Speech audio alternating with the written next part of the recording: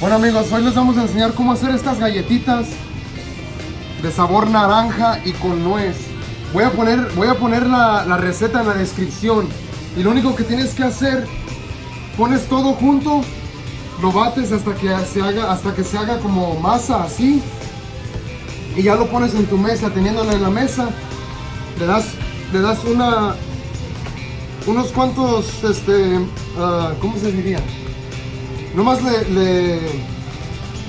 la haces como para que se haga blanda otra vez. Ya teniéndolo aquí, esto es como le vas a hacer. La vas a poner así. Y ya que quede así de gruesura como el palo que usamos para extender, agarras tu nuez, la expandes así. Y lo único que haces que la nuez se le pegue arriba. Ya cuando esté muy así llenita de nuez, venimos con nuestro cortador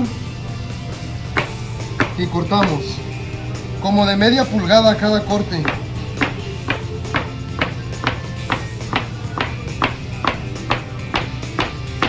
Ahí está. Entonces ya nada más le das otro poquito para que no se le caiga mucha nuez, porque la nuez está un poco cara, no queremos desperdiciar mucho.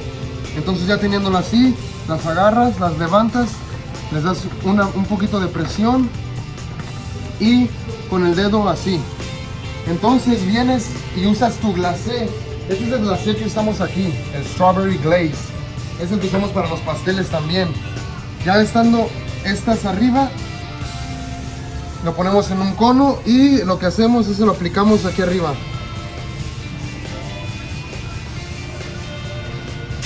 Y eso es todo. Son de mantequilla y son de sabor naranja. Son unas galletitas muy buenas, saben muy buenas, a mí me gustan mucho.